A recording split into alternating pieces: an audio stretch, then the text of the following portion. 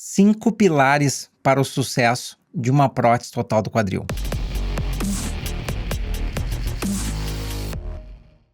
Olá, meu nome é Davi Guzmão, sou médico ortopedista focado na articulação do quadril e através desse canal trago para vocês as melhores e mais recentes informações para que você possa tomar a melhor decisão sobre sua saúde. Pessoal, esse aqui é um vídeo importante, especialmente para aquelas pessoas que precisam fazer uma cirurgia de quadril e estão com medo. E aqui eu vou dar dicas para o seu sucesso. Então, se esse é seu caso, já coloca aqui nos comentários e também encaminha para algum amigo que vocês possam saber que precisa realizar esse tipo de tratamento ou até mesmo para um familiar, porque todo mundo vai ficar mais tranquilo com as informações colocadas aqui. Dessa forma, você vai saber quais os elementos importantes. É claro que eu não descrevi todos os elementos que existem no mundo, mas eu selecionei aqui alguns dos que eu considero os mais importantes para o seu sucesso. Então, vamos a essa lista. Eu preparei uma listinha aqui do lado, então de vez em quando eu vou estar olhando para o lado para dar uma olhadinha nessa lista para não faltar alguns itens. E vamos começar quais são os 5 tópicos, os 5 pilares. E a gente vai dividir esses pilares em subtipos. E eu vou pedir para o editor colocar aqui os pilares na lateral do vídeo, para vocês verem os pilares principais. Então, número 1, o paciente. Número 2, a escolha do médico. Número 3, a escolha do hospital. Número 4, a escolha do implante individualizada para o paciente. E número 5, a fisioterapia e fortalecimento muscular. Vamos começar agora com o pilar número 1, pilar do paciente. E ele está em primeiro lugar porque ele tem diz respeito exatamente a você que está assistindo esse vídeo. O pilar do paciente nós subdividimos em 2 subtópicos. São os fatores modificáveis e os fatores não modificáveis. O que isso quer dizer, doutor Guzmão? Bom, os fatores modificáveis do paciente são extremamente importantes porque, sabendo eles, vocês podem agir antes da cirurgia e tomar algumas decisões para que a sua cirurgia aumente a taxa de sucesso. Então vamos lá. Controle da síndrome metabólica. Quem não sabe o que é isso, pode pesquisar depois, mas tem relação com resistência à insulina, diabetes, etc. Diminuição de peso de gordura corporal vai facilitar a cirurgia e a reabilitação do paciente. Controle da síndrome metabólica vai reduzir riscos de infecção. Então são itens, entendam que são itens que vocês podem modificar. Fortalecimento muscular antes da cirurgia. Mesmo a pessoa com a artrose mais grave que existe, tem condição de melhorar o músculo em relação a não estar fazendo nada. Então, assim, existem os exercícios chamados isométricos. Aqui no meu canal do YouTube, vocês podem pesquisar os exercícios para não mancar, os exercícios para ter reabilitação melhor. Tem descrito e tem vídeo sobre isso. Então, qualquer um pode melhorar a qualidade muscular quando previamente não estava fazendo nada. Tratamentos clínicos, especialmente os cardiovasculares. Doenças prévias que o paciente tem, se ele conseguir equilibrar essas doenças prévias ou tratar, vai diminuir os riscos relacionados à cirurgia. Vamos dar um exemplo aqui. Se o paciente possui pressão alta, ter o controle da sua pressão adequado vai melhorar os resultados do pós-operatório. Se o paciente possui a diabetes, que tem a ver com a síndrome metabólica, fazer o controle adequado da diabetes vai melhorar os resultados clínicos. Então, tratamentos clínicos que o paciente precise, é extremamente importante fazer esse ajuste. Suplementos, especialmente no que diz respeito ao sistema cardiovascular e à imunidade. Existem alguns suplementos que a gente pode melhorar a imunidade do paciente e diminuir seu risco cardiovascular. Aqui eu não vou entrar nos suplementos específicos porque as doses podem ter muita relação. A dose tem muita relação com o indivíduo, então eu não posso fazer uma recomendação igual para todo mundo. Infecções ativas. O paciente não pode fazer a cirurgia com infecções no seu corpo que estejam ativas. Um abscesso no dente, dor de ouvido, dor de garganta. Infecção urinária. Entre mulheres, uma coisa extremamente comum. Se existe a presença de infecção urinária, nós temos que tratar e fazer um ajuste do tempo, do momento da cirurgia em relação ao tratamento da infecção urinária. Muito importante para reduzir o risco de infecção na cirurgia. E ajustes das medicações em uso. Então, muitos pacientes estão usando algum tipo de medicação que tomam diária, de rotina. Muitas medicações, às vezes, precisam ser paradas para poder fazer a cirurgia.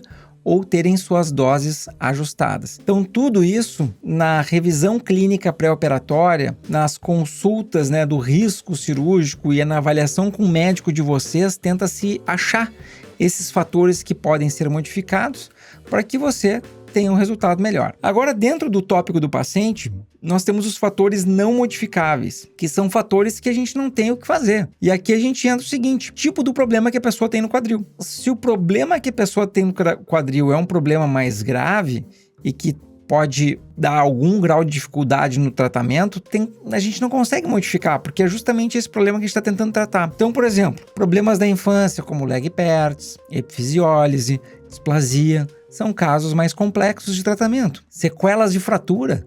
Às vezes tem fraturas muito graves que ocorreram no quadril que levaram ao desgaste e a gente não consegue modificar aquilo que já aconteceu. Estágios avançados da necrose ou da artrose. Esse é um tópico que no momento que o paciente se apresenta, a gente já não consegue modificar. Mas se o paciente fizesse seu tratamento um pouquinho mais cedo, ele teria resultado melhor. Ainda nos fatores não modificáveis, doenças autoimunes e doenças genéticas, eventualmente, que o paciente possa ter. E não tem como a gente modificar, a não ser controlar essas doenças quando elas estão presentes. Então, pessoal, façam o tema de casa e anotem os fatores modificáveis, porque isso vocês podem interferir. Agora, no item número 2, o segundo pilar para o sucesso de uma artroplastia de quadril é a escolha do médico. Muitos pacientes se queixam para mim assim, doutor, o meu médico que eu tive antes não me explicou em relação ao tratamento cirúrgico, não me deu opções, não me falou como é que ia ser. Bom, pessoal, se o médico não está dando atenção a vocês antes da cirurgia, não espere que isso vai modificar após a cirurgia. Então, vocês conseguirem ter uma conversa aberta com o médico de vocês é extremamente importante. E as consultas pré-operatórias ou qualquer consulta médica, né, com o seu cirurgião, é uma avaliação de duas vias. O médico está avaliando o paciente, mas o paciente tem que estar avaliando o médico também. Então, se vocês não conseguem ter uma confiança e uma conversa ampla e aberta com o médico, talvez seja uma boa considerar trocar de médico quando isso for possível. Eu considero que é sempre importante ouvir mais de uma opinião, e aqui eu vou contar um caso para vocês. O paciente estava com crises horríveis de dores na coluna, entre aspas. E aí ele tentou tratar, não conseguia ter melhora, até que o médico indicou a cirurgia para a coluna para ele. E ele estava andando de táxi e comentou isso com o taxista. E o taxista falou assim, mas como assim? Tu vai operar tua coluna sem ouvir uma segunda opinião? E aquilo parece que foi um aviso divino, porque esse paciente foi ouvir uma outra opinião de um especialista em coluna. Não era o problema da lombar que estava causando a dor do paciente principal. Ele tinha algumas alterações na coluna lombar, mas o que estava causando era uma osteonecrose grave e avançada dos dois quadris. Ele quase foi operado da coluna e não estaria tendo necessidade de realizar essa cirurgia. Então, olhem como é importante ouvir mais de uma opinião. Sem sombra de dúvida. Então, vamos ver aqui algumas características do médico que são importantes para que o paciente tenha o sucesso na realização da sua prótese de quadril. Número 1. O atendimento humanizado, ouvir o paciente, responder suas dúvidas, explicar sobre a cirurgia, explicar sobre as escolhas disponíveis e prós e contras de cada uma dessas escolhas, se colocar no lugar do paciente para auxiliar nessas decisões. Existe uma diferença muito grande de conhecimento entre o paciente e o médico. Então, o médico não vai conseguir transferir toda a profundidade de conhecimento para o paciente para ele fazer a melhor escolha. Então, é interessante quando o médico se coloca no lugar do paciente e ajuda na tomada dessas decisões, explicando o porquê. E tranquilizar o paciente. Isso é muito importante. Realizar uma cirurgia já é algo estressante, então o médico tranquilizar o paciente em relação ao procedimento é uma coisa muito importante. Aqui não é banalizar o procedimento, não é esconder riscos do procedimento, é ser transparente, informar o paciente todas as medidas que vão ser tomadas para tornar o procedimento cirúrgico mais tranquilo possível para o paciente. Bem importante. Dentro da escolha do médico, a gente tem o item número 2 aqui, que é o médico com treinamento especializado em cirurgia de quadril, preferencialmente no Brasil e no exterior. Por quê?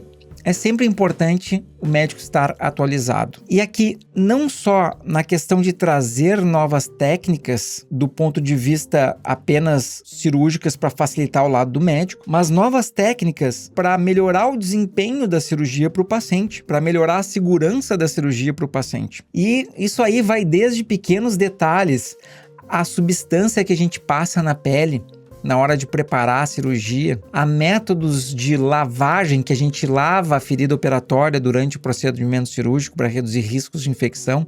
Então vai desde esse ponto até pontos de técnicas cirúrgicas menos invasivas, que é o que a gente sempre faz, cirurgias robóticas, etc, etc, etc. Então assim, um médico hoje em dia, pessoal, no mínimo que ele tem que falar e conseguir ler é inglês. Então assim, se o médico não sabe uma segunda língua, isso já começa a limitar a capacidade da sua atualização. Então uma pessoa que não lê inglês, ou que não fala e não entende inglês, começa a ter uma certa limitação. Isso eu acho que eu considero um fator importante. Item número 3, planejamento da cirurgia por software. Antigamente, de nós termos os softwares, então são aplicativos feitos para planejar a cirurgia, nós planejávamos através de papel e transparências. Então colocava uma transparência em cima do papel, copiava o desenho do raio-x do paciente e funciona muito bem. Existem alguns desafios, a escala com que é feito o raio-x é muito importante, então a gente não consegue modificar se o raio-x é feito muito pequenininho, a gente não consegue ampliar para fazer esse planejamento quando ele é feito por transparências no desenho no papel.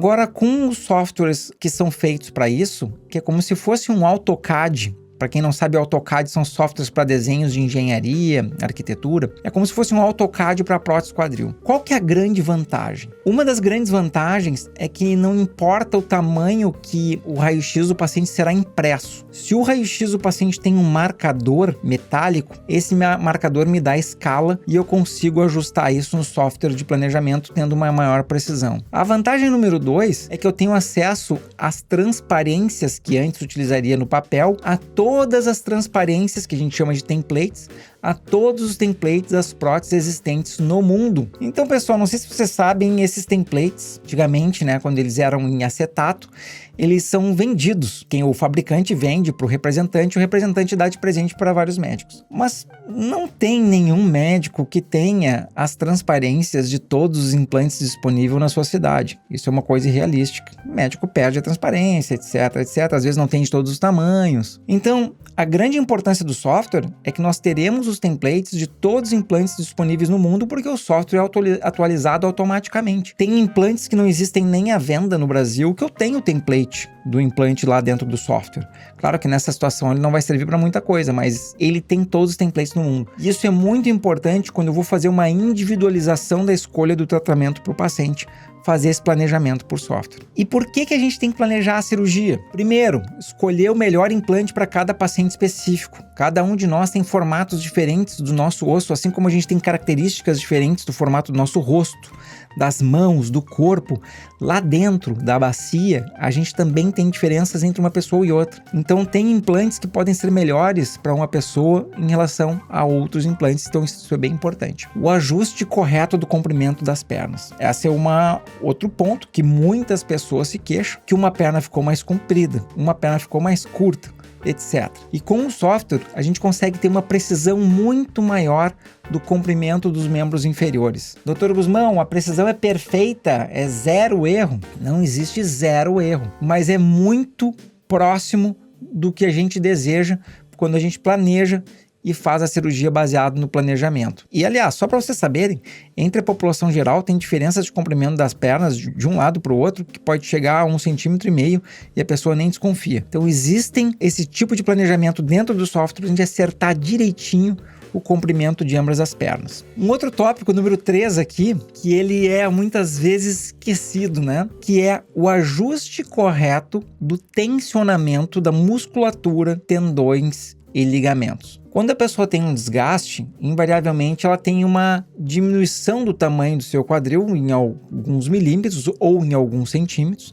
Isso vale para osteonecrose também e vale para doenças da infância também e sequelas de trauma. E quando isso acontece, muitas vezes a musculatura fica frouxa, porque o quadril diminuiu de tamanho. E quando a gente faz a cirurgia, é importante a gente conseguir dar o tensionamento adequado para aquele quadril, como ele era antes de sofrer o desgaste e a necrose, ou então como ele deveria ser antes da doença da infância acometer o paciente. Para isso, a gente usa o quadril contralateral e diversas outras técnicas que esse tipo de software nos permite ter. Outro ponto que é a antecipação de desafios antes da cirurgia, para escolhas de materiais especiais adicionais. Então, quando eu vou planejar a cirurgia, eu consigo antecipar se eu vou precisar de enxerto, de cabos especiais para fixação, são cerclagens, parafusos, placas extras, instrumentais extras que eu vá precisar na cirurgia, eu consigo antecipar no planejamento. Não sei se vocês sabem, mas no hospital não tem todos os materiais disponíveis no mundo. Eles são levados ao hospital de acordo com a solicitação do médico e o planejamento. Então, se a gente faz um bom planejamento antecipando esses problemas, a chance de sucesso aumenta muito. E no final das contas, pessoal, planejar é evitar surpresas. Esse é o motivo que a gente planeja. A gente não quer surpresas. A gente pode até planejar plano A, um plano B, por exemplo, porque daí a gente já tem, né? Se o plano A, que é usar determinado implante, não funcionar especificamente para aquele paciente, a gente já tem o plano B preparado. Isso aqui é muito importante para não ter surpresas durante a cirurgia. Item 4, lembrando que a gente ainda está falando da escolha do médico, né? Nós ainda estamos falando da escolha do médico. Item 4, a escolha do melhor tipo de abordagem cirúrgica. Isso aí vai depender de cirurgias prévias que o paciente teve, exigências estéticas do paciente, o dano presente no quadril, que precisará ser reconstruído, vai influenciar na escolha do tipo de incisão. Eu falei cirurgias prévias, muito relacionado também a incisões prévias que o paciente tem na pele e materiais de síntese, placa, parafuso, que porventura o paciente tenha que precisem ser removidos. Isso vai influenciar na escolha da abordagem cirúrgica. Número 5, ainda dentro do quesito da escolha do médico, né? A importância disso é que é importante que o médico tenha liberdade de escolhas e ter como foco único apenas o bem-estar do paciente. Esse é um tópico controverso, mas eu tenho que falar para vocês aqui. Eu acho que é importante um médico que ele não tenha uma interferência na decisão de tratamento do seu paciente, que não tenha interferência do plano de saúde, que não tenha interferência do hospital e não tenha interferência de fabricantes de implante. O que eu quero dizer com isso? As decisões do médico em relação ao paciente devem visar o melhor para o paciente. Se o plano de saúde não gosta de determinado implante e o médico, porque é mais caro, porque ele não tem uma negociação especial, e o médico modificar a sua decisão por causa disso, começa a prejudicar o paciente. Ou, digamos, o hospital. Já aconteceu comigo. Não no hospital principal que eu trabalho aqui, mas num outro hospital. Ele tinha uma negociação especial com um convênio. E naquele convênio ia ser usado só tal implante. Só que era um implante de péssima qualidade. E o que eu tive que fazer? Eu tive que mudar de hospital, porque eu não poderia utilizar o implante de melhor qualidade para o paciente naquele hospital. Se o paciente que eu operei está vendo isso, ele sabe bem. Demorou 3 meses para a gente fazer a cirurgia, de tanta discussão que teve em relação a esse item. Vejam só, pessoal, se o médico tem seu consultório dentro do hospital, ou se ele tem um vínculo empregatício no hospital, ele sofre uma influência nessas decisões. Por isso que a independência do médico é uma coisa muito importante. E graças a Deus eu percebi isso bem cedo na vida. E o terceiro item, né, não ter compromisso com o fabricante. Se o médico é contratado de uma empresa de implantes, não que ele tenha ido dar uma aula convidado por uma empresa, não é isso. Se ele é um contratado de uma empresa fabricante de implante. Ou se o médico é coautor de um implante específico. Isso pode influenciar na opinião desse médico. É o que a gente chama de um conflito de interesse. Então, todas as pessoas podem estar sujeitas a isso e eu acho ideal que o médico tente se livrar disso, ou pelo menos que o paciente possa perceber esses pontos que talvez ele nunca tinha se dado conta. Vou tomar um golinho aqui de água. Ainda dentro do quesito da escolha do médico, redução do risco de infecção. Então, o médico que se preocupa muito com a redução do risco de infecção, ele vai ter mais cuidados com os tecidos na cirurgia. Ele vai fazer uma hemostasia, que é a coagulação dos pequenos vasinhos que sangram durante a cirurgia de uma forma muito criteriosa. O seu comportamento no centro cirúrgico vai ser extremamente obsessivo no controle da infecção. Ele vai estar muito atento quanto às potenciais fontes contaminantes, como, por exemplo, o número de pessoas na sala cirúrgica, limitar o número de pessoas que está presente presente na sala cirúrgica, reduz o risco de infecção, evitando pessoas que são desnecessárias. Então, assim, o estudante lá da faculdade de medicina quer assistir a cirurgia. Eu tenho certeza que os estudantes precisam aprender como é que as cirurgias são feitas, como é que elas são realizadas, mas eu não quero que entre na minha sala se tiver já número de 5 pessoas. Se tiver 4 pessoas, o estudante pode assistir. Se tiver já 5 pessoas na sala, ele não pode, porque a partir de 5 pessoas aumenta o risco de infecção cirúrgica numa prótese de quadril. E na redução do risco de infecção também, auxiliares qualificados. Então, o cirurgião é o principal que vai segurar o bisturi, vai ser o responsável pela cirurgia, mas os médicos auxiliares diretos, instrumentador e auxiliar no centro cirúrgico, eles também têm um papel importante. E aqui, eu considero importante não trabalhar com estudantes. Não é que eu não gosto de estudantes, novamente, mas o paciente me contratou para realizar um tratamento do seu quadril e não para ensinar um estudante como é que uma prótese funciona. Eu já fui estudante, eu sei que é necessário e é importante isso, mas na minha relação com o paciente, no momento que ele me contratou para eu ajudar no tratamento do seu quadril, realizar o tratamento do seu quadril, esse é o motivo pelo qual eu estou no hospital, e não é ensinar o estudante naquele ponto. Então aqui, os meus auxiliares na cirurgia também são especialistas em quadril. Então eu sou o cirurgião, o auxiliar número 1, primeiro auxiliar, é um especialista em quadril, e o auxiliar número 2 é um especialista em quadril. Isso faz com que o comportamento deles durante a cirurgia de uma prótese quadril seja um comportamento muito diferenciado. E eles sabem o que tem que fazer em cada momento da cirurgia. Logo, a cirurgia é mais fluida e mais rápida. Eu sei que pode ser controverso aqui, mas enfim, é verdade, né, pessoal? E ainda dentro da escolha do médico, vai ser importante essa escolha do médico adequado, do cirurgião adequado, porque ele também vai escolher o anestesista. Então esse é um outro ponto muito importante para que ele escolha uma equipe anestésica que dê toda a segurança necessária e que seja compatível com o trabalho dele durante a cirurgia. Então, pessoal, esse foi o tópico número 2, o pilar número 2, a escolha do médico. Me digam o que vocês estão achando até aqui. Como é que está sendo assim essa revisão de ponto a ponto? Não precisam se preocupar, se vocês não entenderam muito bem, é só voltar o vídeo. E aqui eu já peço de novo, pessoal, se inscrevam no canal, dê o like se você está gostando desse conteúdo, encaminha para algum amigo e já vai anotando a sua dúvida aqui, porque se por acaso teve alguma coisa que eu não falei, eu vou complementar isso. Esses são alguns pilares que eu reuni aqui, né?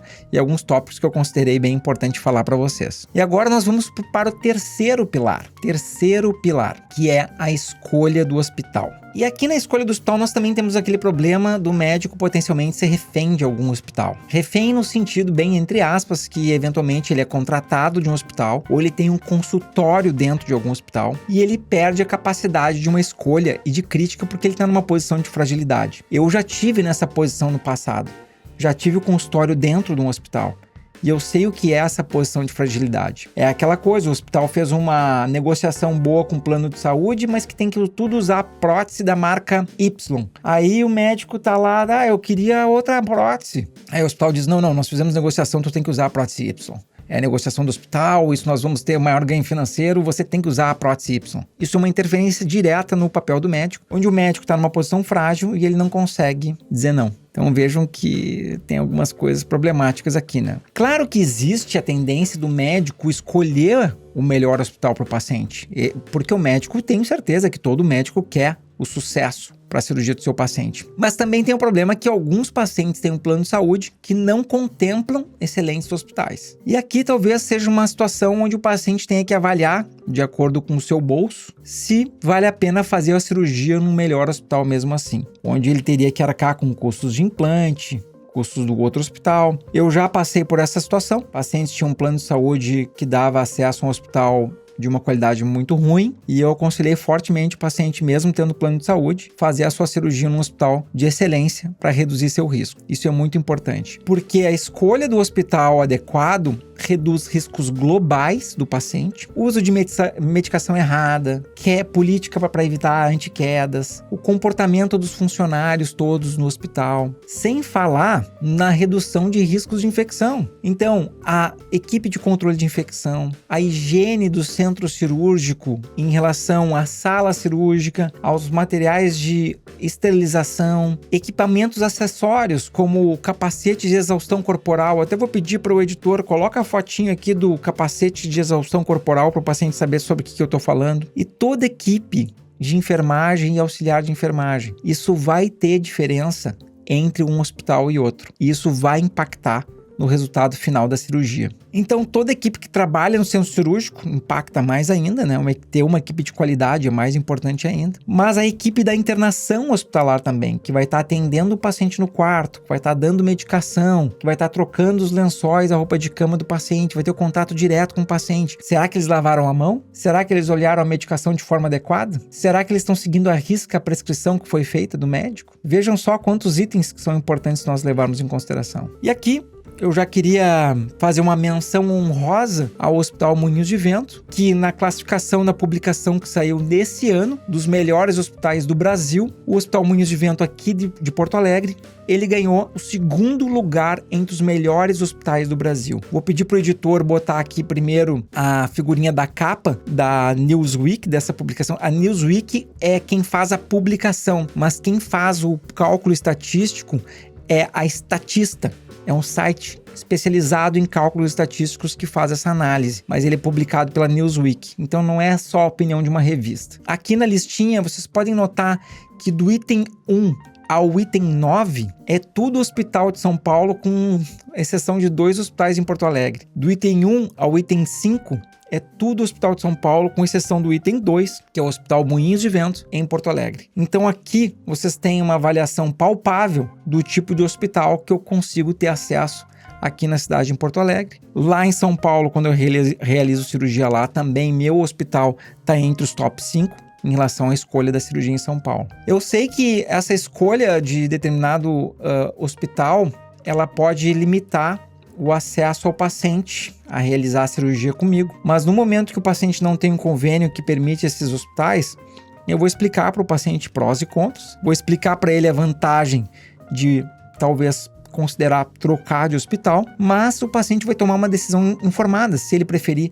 utilizar seu plano de saúde e realizar a cirurgia num dos hospitais que o plano dá acesso. Aqui, mais uma vez, eu acho que é importante a decisão informada. Nada mais importante que a decisão informada. É a pessoa tomar a decisão baseada nas informações que a pessoa tem, né? Se a pessoa não sabe, ela não toma uma decisão tão correta. Agora vamos para o pilar número 4, que é a escolha do implante individualizada para o paciente. Pessoal, infelizmente não existe one size fits all, né? Que é um implante serve para todo mundo. Porque nós temos uma variabilidade da anatomia óssea muito grande entre um ser humano e outro. Sem falar das sequelas da infância, sequelas de trauma, de fraturas, etc, etc. Então, o muito importante é quando o médico está atendendo o paciente nas consultas pré-operatórias, ele entender quais são as aspirações esportivas do paciente, considerar a morfologia corporal, a altura, o biotipo corporal na escolha de determinado implante e a preferência do paciente em relação a máximo desempenho esportivo versus máxima durabilidade. Ah, doutor, eu quero os dois. Olha, para vários esportes, várias atividades físicas, nós temos excelentes implantes que atendem, excelentes que vão durar aí mais de 30 anos. Mas tem alguns esportes que têm uma exigência tão grande em relação ao quadril que às vezes a gente tem que usar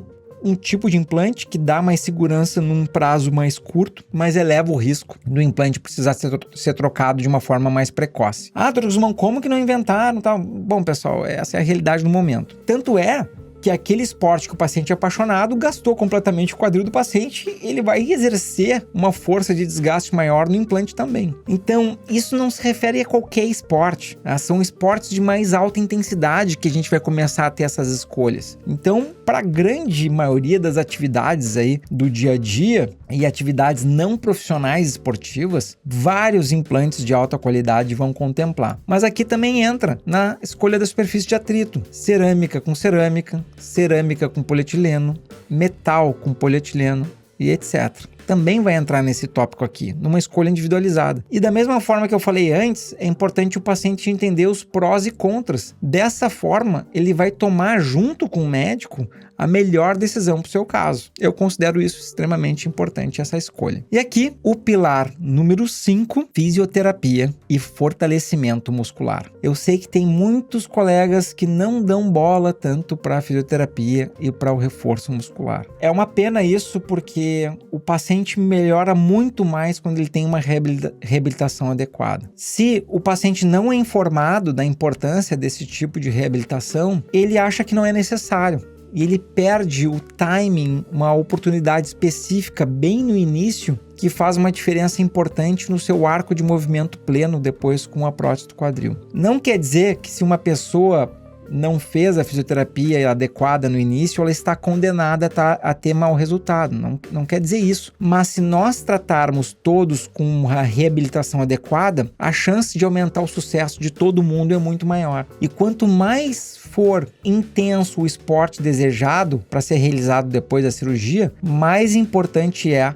uma reabilitação adequada. Tem esportes que eu vou pedir para o paciente fortalecer durante 6 meses, 1 ano antes dele praticar o esporte. E tem atividades que ele vai poder fazer mais precocemente. Por exemplo, caminhada, 1 mês já está fazendo, bicicleta, antes de 1 mês já está fazendo. Então, cada tipo de atividade que o paciente escolha vai ter um tempo em relação à dedicação, não só da fisioterapia, mas do fortalecimento muscular. Doutor Guzmão, eu não gosto de fazer musculação, eu não gosto de fazer exercício. Tudo bem que tu não goste, mas durante um determinado período mínimo após a cirurgia, é muito importante tu fortalecer aquela musculatura para trazer a musculatura a estados prévios antes da patologia do quadril se instalar. Não é só antes da cirurgia, é antes do quadril ter gasto. A gente quer que aquela musculatura fique saudável, porque isso vai diminuir riscos no pós-operatório, vai diminuir chances de luxação da prótese, vai diminuir chances de dores ao redor da articulação do quadril em função da musculatura não estar fortalecida. Esse tópico é extremamente importante e muitas vezes é deixado em segundo plano. Bom, pessoal, vamos revisar aqui então quais são os 5 pilares para uma cirurgia de sucesso. Número 1, fatores relacionados ao paciente. Número 2, a escolha do médico. Número 3, a escolha do hospital. Número 4, a escolha do implante. E número 5, a fisioterapia e o fortalecimento muscular. Então aqui vocês têm 5 tópicos extremamente importantes para levar em consideração para ter a sua cirurgia de sucesso. Quanto mais desses itens vocês conseguirem atingir, maior vai ser o sucesso do tratamento de vocês, com o mais baixo risco possível. Então, pessoal, me digam o que vocês acharam desse vídeo. Eu sei que foi um pouquinho longo, mas eu acho que é importante para quem vai realizar a cirurgia. Caminha para um amigo, se inscreve no canal e manda aqui alguma dúvida que vocês têm. Esse vídeo aqui veio de uma dúvida que alguém me perguntou durante uma live. Então, todas as quartas-feiras, às 7 da noite, eu faço a quarta do quadril e ali me perguntaram sobre isso e pum, tá aqui o vídeo. Lembrando vocês que eu também tenho um Instagram, @DaviGuzmão. Lá também tem informações relacionadas à articulação do quadril. E tem um pouco mais da minha vida no dia a dia, um pouco mais da vida pessoal. E agora nós também temos o podcast, que você encontra em todas as plataformas de podcast. É só digitar ali Davi Guzmão com acento no A, vocês vão achar ali meu podcast. Ou se vocês quiserem mandar perguntas para serem lidas no podcast, também pode. Aí entra no site daviguzmão.com, aí sem acento, né? daviguzmão.com/podcast. Ali você pode mandar a pergunta e pode ver direitinho as plataformas que tem para você assinar. Certo, pessoal? Por isso é só e até o próximo vídeo. Tchau, tchau!